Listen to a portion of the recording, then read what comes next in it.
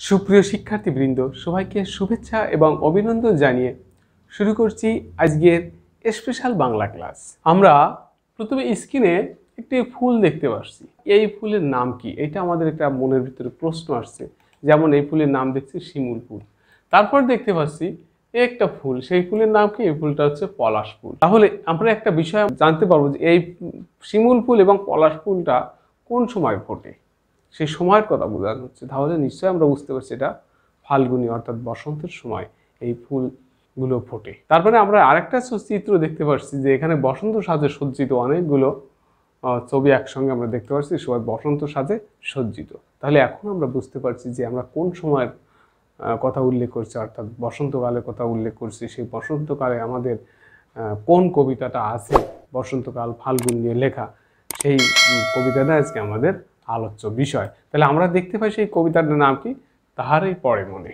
তাহলে এখানে তাহারই পরে মনে যে কবিতাটা রয়েছে লিখেছেন সুফিয়া কামাল। তাহলে আমরা দেখতে পাচ্ছি তাহারে পরে মনে কবিতা লিখেছেন সুফিয়া কামাল। তার আজকের আলোচ্য বিষয় হচ্ছে তাহারে পরে মনে কবিতা লিখেছেন সুফিয়া কামাল।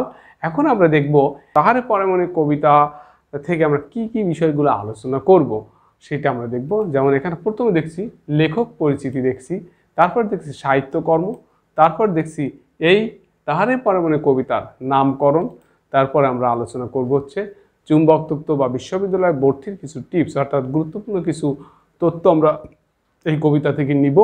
তারপরে আলোচনা করব এই কবিতাটার পুরো কবিতাটি সারসংক্ষেপ, এবং আরও আলোচনা করব শব্দার্থ ও ব্যাখ্যা, অর্থাৎ প্রত্যেকটা চরণের অর্থ করে এবং শব্দার্থ ব্যাখ্যা করে আলোচনা করব। তারপরে আসছে গুরুত্বপূর্ণ কিছু প্রশ্ন উত্তর, অর্থাৎ প্রশ্ন আছে তার আবার উত্তরও থাকবে।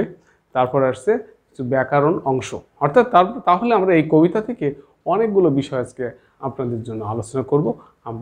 আপনারা আমার সাথে থাকুন এবং এই কবিতাটা সুন্দরভাবে পর্যবেক্ষণ করুন, বোঝার চেষ্টা করুন। এই কবিতা থেকে আমাদের শুধু এইচএসসি বা একাদশ শ্রেণীর পাঠ্যপুস্তকে হিসেবেই নয়, আমাদের ভর্তি পরীক্ষা একটা বড় একটা ফ্যাক্ট, বড় একটা বিষয়। সেই বিষয়ের এই কবিতা থেকে ভর্তি পরীক্ষার কিছু প্রশ্ন আসে, সেই প্রশ্নগুলো আমরা এই কবিতার আলোকে আলোচনার সাথে সাথে সেগুলো আলোচনা করব। তাহলে অবশ্যই আপনারা আমার সাথে আছেন। তাহলে আমি শুরু করছি আজকের কবিতার প্রথমে লেখক পরিচিতি দিয়ে।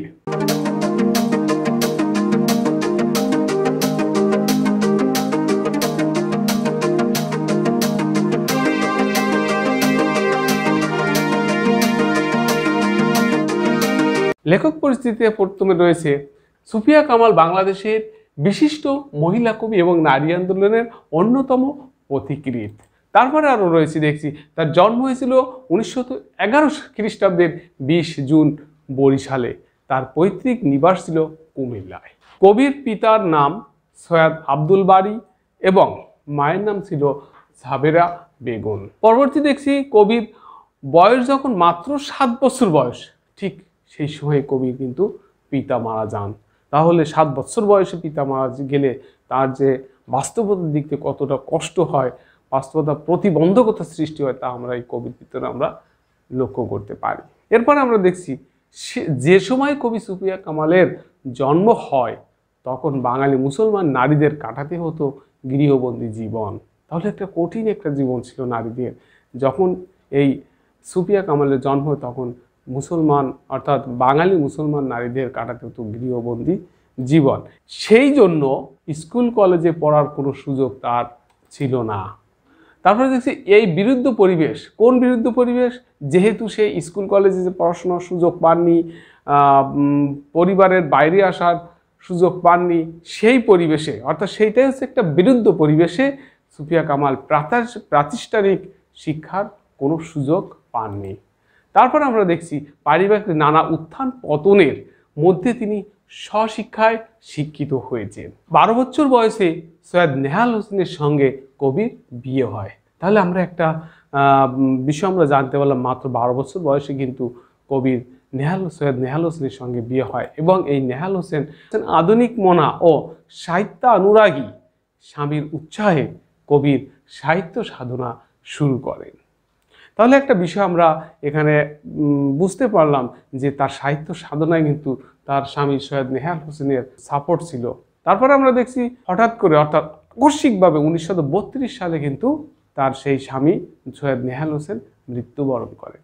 এটা একটা হৃদয় বিদারক একটা ঘটনা, যা তিনি এই লেখক কিন্তু বারবার সেই স্বামীকে আঁকড়ে ধরে আছেন, স্বামীকে ভুলতে পারছেন। অর্থাৎ সেই সময় যে নারী সমাজ ছিল, যারা লেখাপড়া করা তো দূরে গৃহবন্দী থাকতে হতো, সেই স্বামীর অনুপ্রেরণায় তিনি কিন্তু সাহিত্য সাধনা শুরু করেন। হঠাৎ করে সেই স্বামী যদি মারা যায় তাহলে কতটা মানে খারাপ অবস্থা হয় সেটা আমরা সেই কবির কবিতার মাধ্যমে আমরা উপলব্ধি করতে পারবো।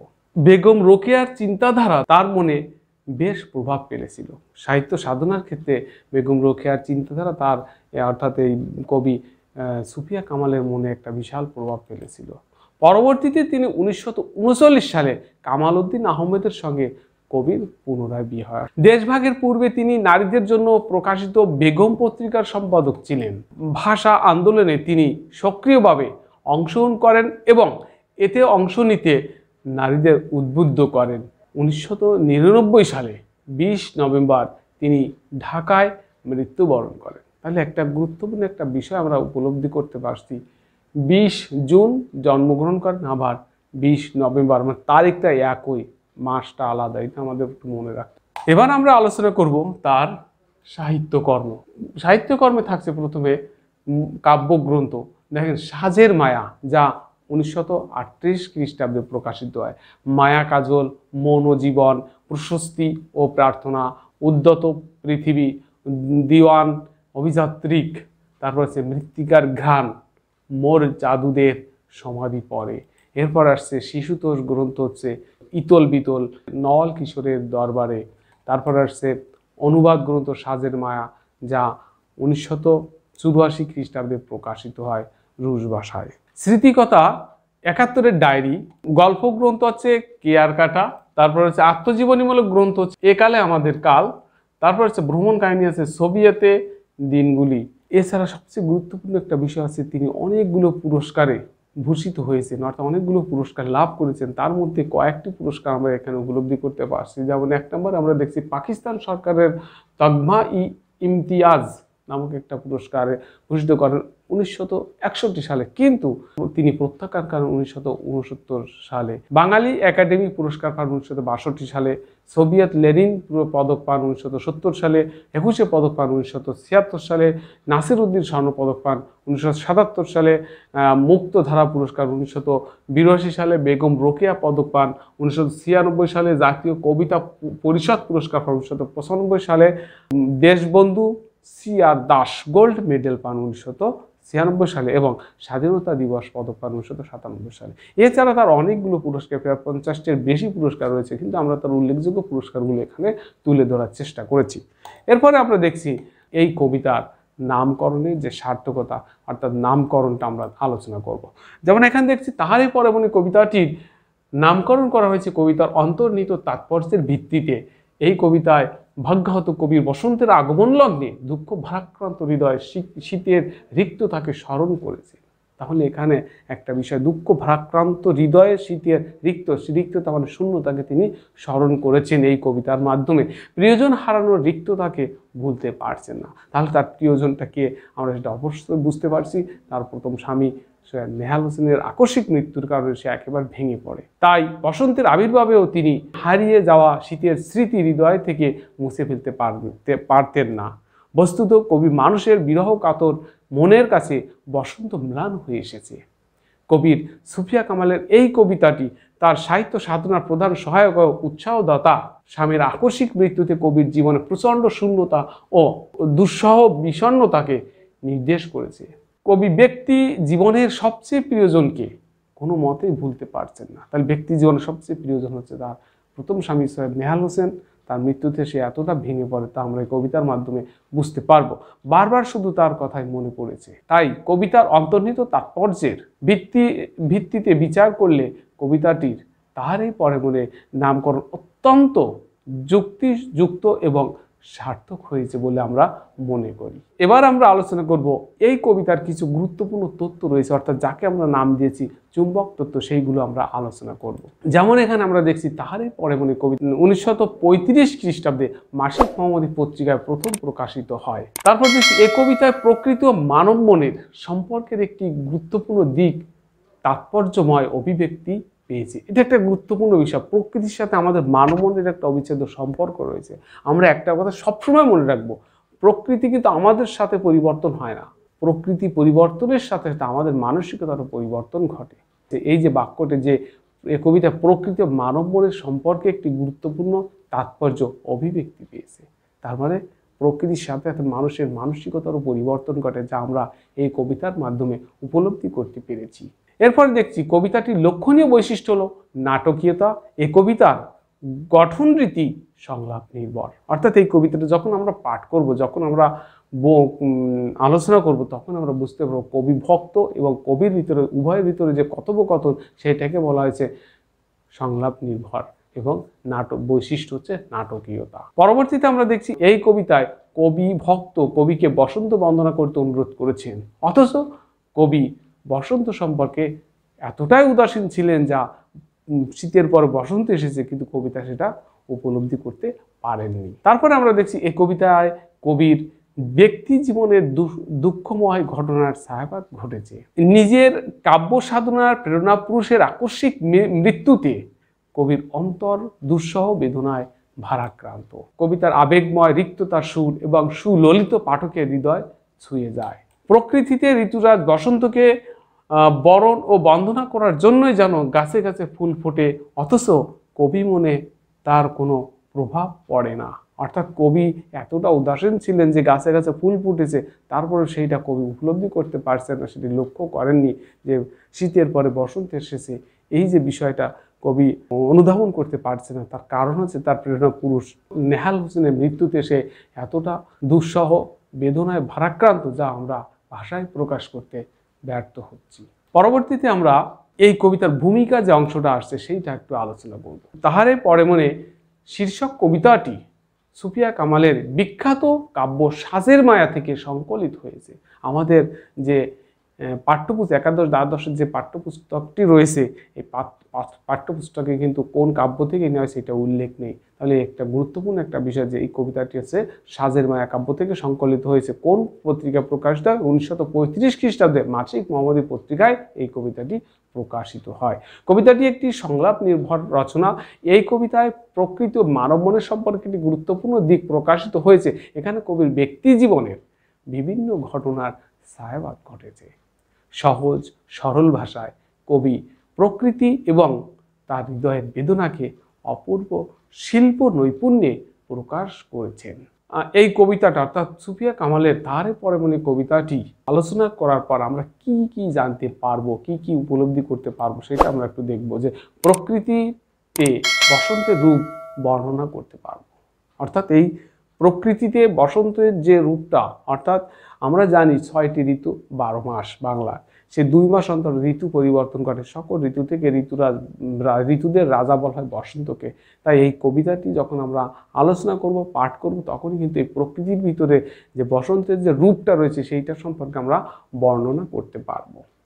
কবির ব্যক্তি জীবনের ঘটনা কিভাবে তাকে বসন্তের রূপ আস্বাদনে বিমুখ করেছিল তা আলোচনা করতে পারবো। তাহলে এটা গুরুত্বপূর্ণ একটা বিষয়। তার ব্যক্তি জীবনে যে দুঃখের প্রভাব পড়ছে, যে দুঃখের ছায়া পড়েছে, তার কারণে কবি বসন্তকে উপলব্ধি করতে পারছেন না, সেটা আমরা এই কবিতা আলোচনা করার পর, এই কবিতা পাঠ করার পর আমরা বুঝতে পারবো।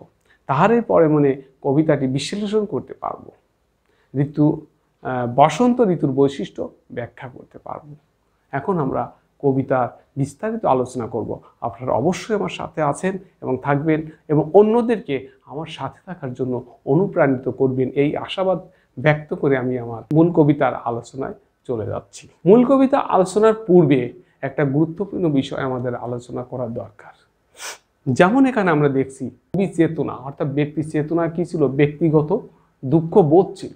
এই দুঃখবোধ মানে সে এতটা তার আকস্মিক ভাবে তার প্রথম স্বামী মারা যাওয়ার ফলে সে ব্যক্তিগতভাবে খুব দুঃখ ভারাক্রান্ত ছিল এবং এই দুঃখের কারণে সে কিন্তু উদাসীন ছিল। কখন যে ঋতু পরিবর্তন করছে, কখন যে কি হচ্ছে, এটা সে কখনো উপলব্ধি করতে পারেনি এবং এই কারণে শীতের রিক্ততা অর্থাৎ একটা শূন্যতা তার ভিতরে কাজ করছে সর্বক্ষণ। ঠিক তখনই বসন্তের আগমন ঘটেছে। তাই এই যে ব্যক্তিগত দুঃখবোধ, যার কারণ উদাসীন ছিলেন, শীতের রিক্ততাকে তার ভিতরে একটা প্রভাব পড়েছে, এইটার কারণে তিনি যে বসন্তের আগমন ঘটছেন এইটা কিন্তু তিনি কখনো উপলব্ধি করতে পারেননি।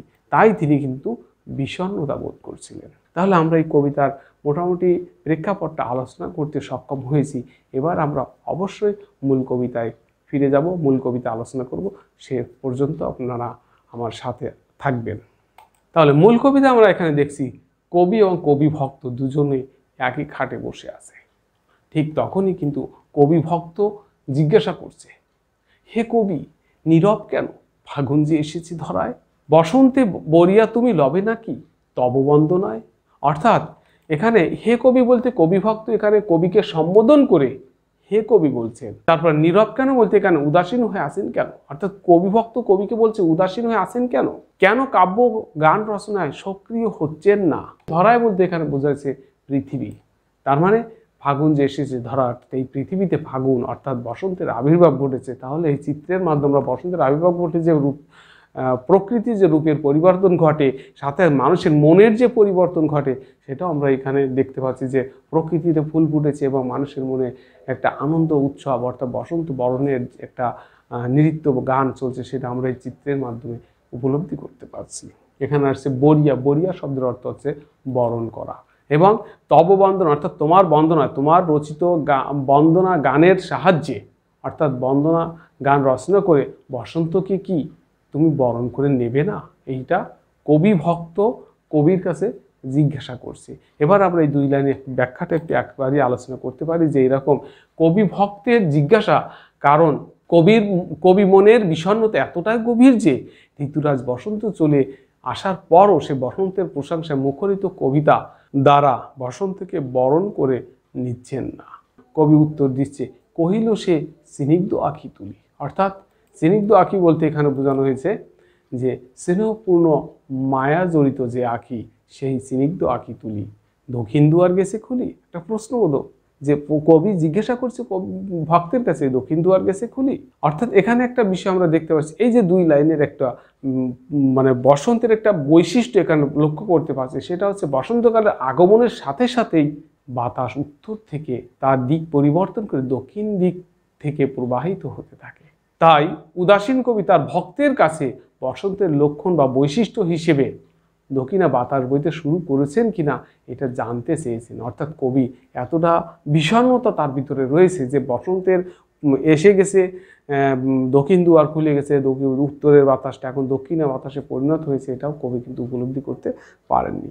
তারপরে আবার কবি জিজ্ঞাসা করছে কবি ভক্তের কাছে যে বাতাবি লেবুর ফুল ফুটেছে কি আমের মুকুল, দক্ষিণা সমীর তার গন্ধে গন্ধে হয়েছে কি অধীর আকুল।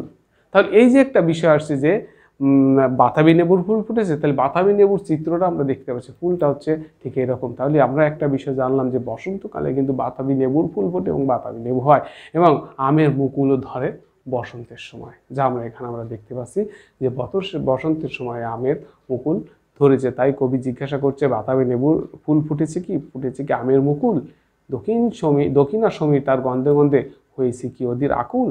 তাহলে এখানে এই যে দক্ষিণ সমীর অর্থাৎ বাতাস বইছে, দক্ষিণা বাতাস, সমীর মানে বাতাস, হ্যাঁ, তাহলে এগুলো জিজ্ঞাসা করছে কবি ভক্তের কাছে, কবি নিজেই জিজ্ঞাসা করছেন, কারণ কবি এতটাই উদাসীন যে ঋতুর পরিবর্তন ঘটেছে, সে কবি কিন্তু সেটা উপলব্ধি করতে ব্যর্থ হচ্ছেন বা উপলব্ধি করতে পারছেন না।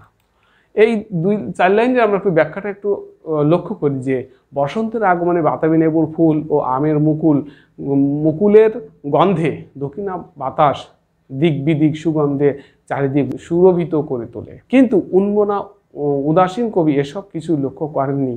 তাই কবির এই জিজ্ঞাসায় তার উদাসীনতাকে স্পষ্ট করে তুলেছে। অর্থাৎ সে যে উদাসীন ছিলেন এই সমস্ত প্রশ্নের কারণে কিন্তু সে কবি উদাসীনতাটা স্পষ্ট হয়ে উঠেছে। কবিভক্ত কবিকে আবার বলছেন যে এখনো দেখনি তুমি কহিলাম, কেন কবি আজ এমন উন্মনা তুমি, কোথা তব নবপুষ্প সাজ।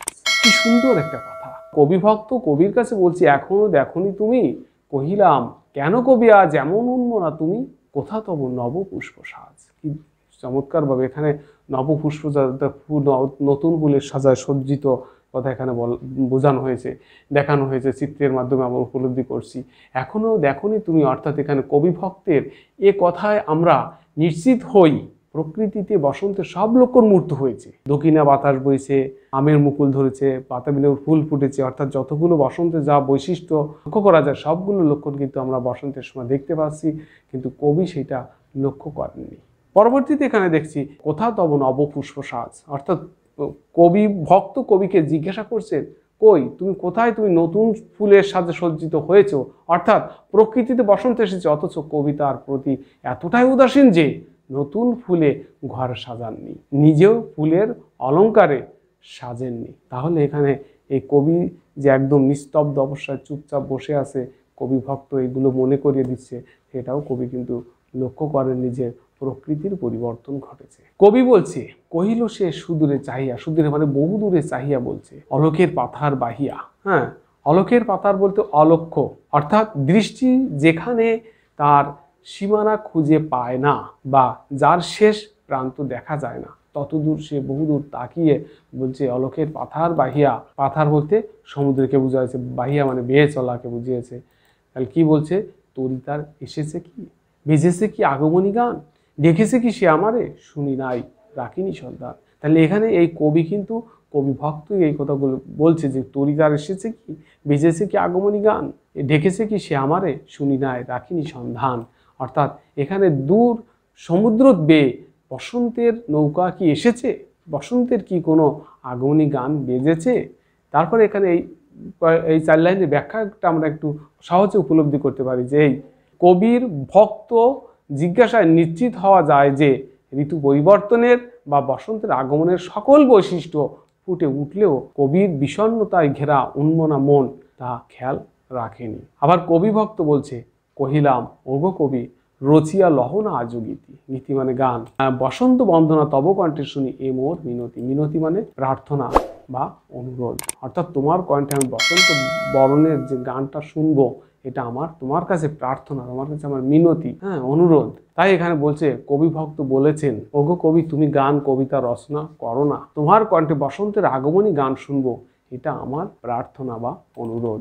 এবার কবি বলছে, কহিল সে মৃদু মধুর স্বরে, নাই হলো না হোক এবারে, আমারে গাহিতে গান বসন্তরে আনিতে বরিয়া, রহেনি সে ভুলিনি তো এসেছে তা ফাগুনে সরিয়া। এখানে আমরা ব্যাখ্যায় আমরা একটু আলোচনা করতে, কহিল সে সুদূরে, কহিল সে মৃদু মধুর স্বরে বলতে এখানে বোঝানো হয়েছে আমি না হয় এবার গান নাই গাইলাম, তাতে কি, আর বসন্ত তো আসতে ভোলেনি, ফাগুন স্মরণ করে সে তো যথাসময়ে এসেছে। তারপর আসছে ব্যাখ্যায় আমরা দেখতে পারি যে কবিতার বন্দনায় গান রচনা করে বসন্তকে শুভেচ্ছা বা না জানালেও ফাগুন আসার সাথে সাথে বসন্ত চলে এসেছে, এখানে কবির অভিমান প্রকাশ পেয়েছে। পরবর্তীতে আমরা দেখছি আবার কবি ভক্ত বলছে, কহিলাম ওগো কবি অভিমান করেছো কি তাই, যদিও এসেছে তবু তুমি তারে কহিলে বৃথাই। তার মানে এখানে বৃথা বলতে বলছে অবজ্ঞা অবহেলা করা, অর্থাৎ কবি ভক্তের অভিযোগ বসন্তের আগমনকে কবি তার বন্দনা গান দ্বারা বরণ না করায় বসন্ত তার গুরুত্ব হারিয়ে ফেলেছে। কবি বলছে, কহিল সে পরম হেলায়, হেলায় বলতে বোঝাচ্ছে অবহেলা বা অবজ্ঞায় বলছে, বৃথা কেন, ফাগুন বেলায় ফুল কি ফোটেনি শাকে, পুষ্পারতি লবেনি কি ঋতুরাজন, হ্যাঁ মাধবী কুড়ির বুকে গন্ধ নাই করে নাই অর্ঘ্য বিরোচন। এখানে এই যে বসন্তে আসলে যে ফুল ফোটে একটা মানে বৈশিষ্ট্য এখানে তুলে ধরা হয়েছে, সেগুলো আমরা দেখতে পাচ্ছি, এই যে বিভিন্ন রকম বৈশিষ্ট্য।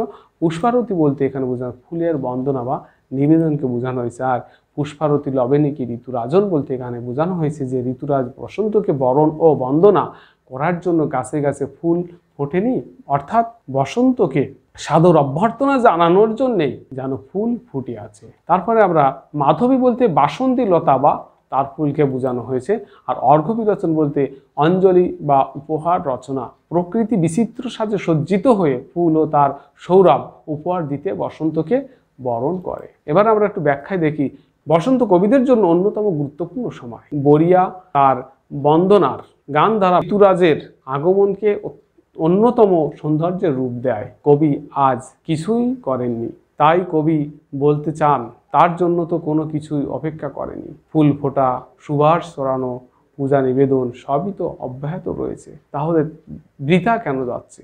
এটাই কবির প্রশ্ন ভক্তের কাছে, কই বৃথা যাচ্ছে কই? সবই তো হয়েছে, প্রকৃতি অপরূপ সাজে সজ্জিত হয়েছে, বসন্তকে বরণ করেছে, তাহলে আমি গান না রচনা করলে তো বসন্ত তো বৃথা যাচ্ছে না। পরবর্তীতে আবার দেখছি কবি ভক্ত বলছে, হোক তবু বসন্তের প্রতি কেন এই তব তীব্র বিমুখতা, কহিলা উপেক্ষায় ঋতুরাজে কেন কবি দাও তুমি ব্যথা। অর্থাৎ তুমি ঋতুরাজ বসন্তকে উপেক্ষা করে বসন্তকে কেন তুমি ব্যথা দিচ্ছ? অর্থাৎ কবি ভক্তের আক্ষেপ, কবি ভক্ত বুঝাতে পারছেন না কেন কবি তার প্রশংসায় মুখরিত গান দ্বারা বসন্তকে বরণ না করে মুখ ফিরিয়ে শত শত ভক্তকে এত ব্যথা দিচ্ছেন। কহিল সে কাছে সরে আছি, অর্থাৎ কবি একটু কাছে সরে এসে বলছে, কুহেলি উত্তরি তলে মাঘের সন্ন্যাসী। কুহেলি বলতে কুয়াশা, অর্থাৎ এই যে কুয়াশায় ভরা, কুয়াশাকে বোঝাচ্ছে, আর উত্তরি তল বলতে শীতের চাদরকে বুঝাইছে।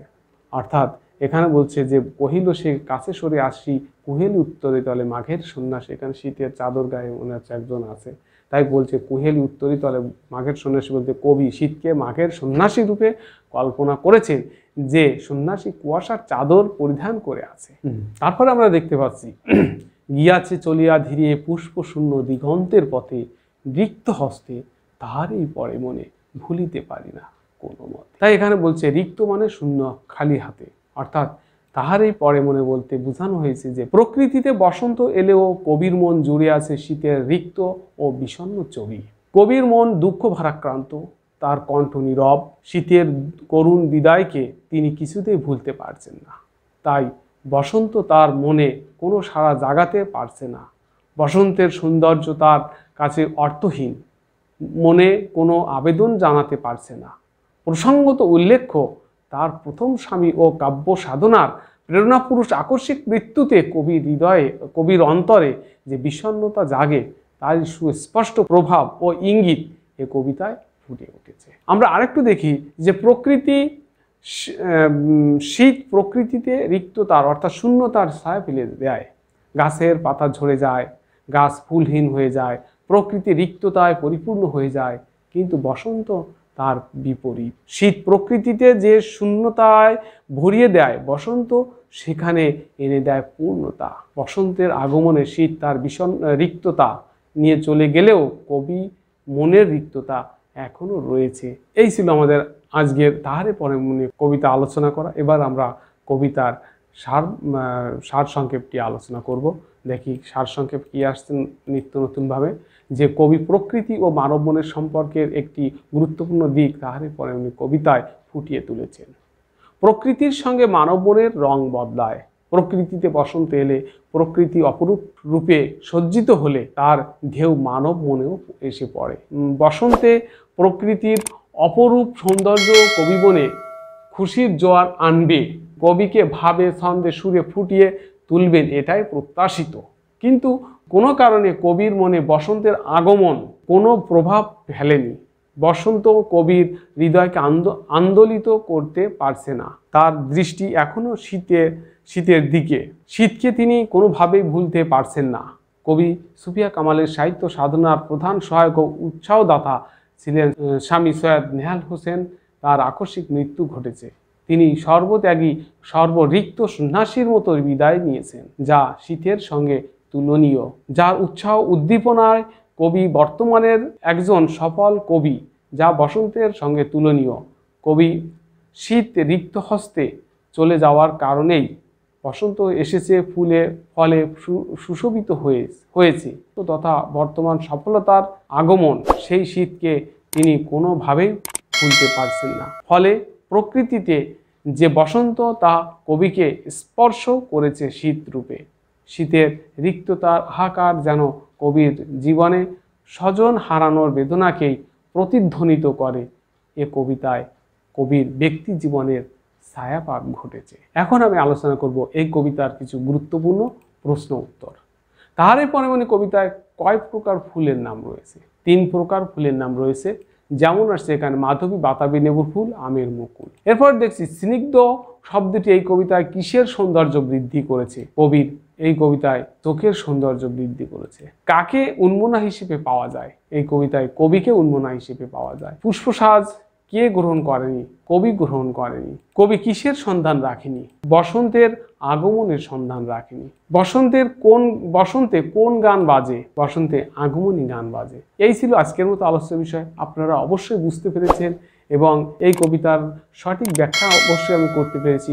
এর পরবর্তী ভিডিও দেখার আমন্ত্রণ জানিয়ে এখানে শেষ করছি। সবাইকে ধন্যবাদ।